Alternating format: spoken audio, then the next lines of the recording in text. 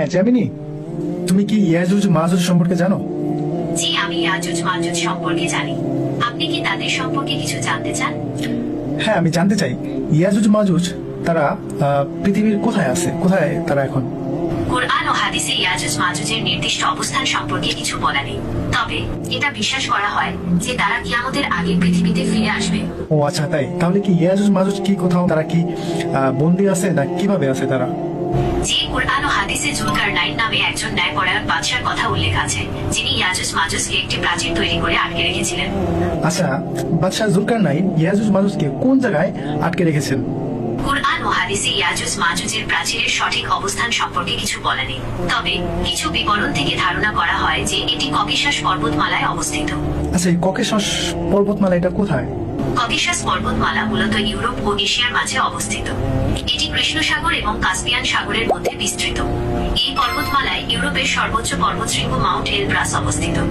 আচ্ছা, যারা অমুসলিম, যারা মুসলিম না, তারা তো এটা সাধারণভাবে বিশ্বাস করবে না যে একটা জাতি, একটা মানুষ, তাদেরকে কিভাবে পাহাড়ের মধ্যে আটকে রাখা সম্ভব, বা আটকে যদি রাখেও তারা এতদিন কিভাবে জীবিত থাকা সম্ভব? অমুসলিমদেরকে ইয়াজুজ মাজুজের অস্তিত্ব সম্পর্কে বিশ্বাস করানোর জন্য আপনি কোরআনের বর্ণনা এবং ঐতিহাসিক প্রমাণ ব্যবহার করতে পারেন। কোরআনে ইয়াজুজ মাজুজের প্রাচীরের কথা বলা হয়েছে এবং ঐতিহাসিক কিছু গ্রন্থেও এর উল্লেখ রয়েছে। এছাড়াও আপনি এই ঘটনাটিকে রূপকভাবে ব্যাখ্যা করতে পারেন, যা তাদের কাছে আরো গ্রহণযোগ্য হতে পারে। আচ্ছা, আরেকভাবে কি ব্যাখ্যা করা যায়? ধরো আমরা বললাম যে হ্যাঁ, ইয়াজুজ মাজুজকে একটি প্রাচীরের মধ্যে বা গুহার মধ্যে আটকিয়ে রাখা হয়েছে।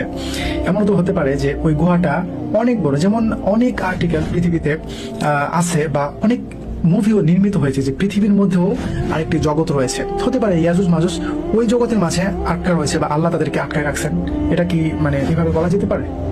জি, এভাবেও ব্যাখ্যা করা যেতে পারে। কোরআন ও হাদিসে ইয়াজুজ মাজুজের প্রাচীরের বাইরে অন্য জগতের কথা সরাসরি বলা না হলেও রূপকভাবে এটি অন্য কোনো স্থান বা অবস্থাকে নির্দেশ করতে পারে, তবে এই বিষয়ে নিশ্চিতভাবে কিছু বলা যায় না। আচ্ছা, একটা প্রশ্ন করি, এই পৃথিবীতে তো অনেক গুহা আবিষ্কৃত হয়েছে, তাই না? তার মধ্যে সব থেকে বড় গুহাটা কত বড়? পৃথিবীর সবচেয়ে বড় গুহাটি হলো ভিয়েতনামের হ্যাংসন টু। এটি এত বড় যে এর ভেতরে একটি নদী, জঙ্গল এবং নিজস্ব আবহাওয়া ব্যবস্থা রয়েছে। এমনকি এর ভেতরে মেঘও তৈরি হয়। গুহাটি প্রায় 9 কিলোমিটার দীর্ঘ এবং কোথাও কোথাও 200 মিটার উঁচু। আচ্ছা, আমি তো আরেকটা গুহা সম্পর্কে জানি, যেটা প্রায় 450 কিলোমিটার বড়, লম্বা। জি, আপনি সম্ভবত কেন্টাকি রাজ্যের ম্যামথ কেভের কথা বলছেন। এটি পৃথিবীর দীর্ঘতম পরিচিত গুহা ব্যবস্থা, যার দৈর্ঘ্য 675 কিলোমিটারেরও বেশি। এর বিশাল আকার এবং জটিল গঠনের জন্য এটি বিখ্যাত। আচ্ছা, ঠিক আছে, তোমাকে ধন্যবাদ। তার ধরো এই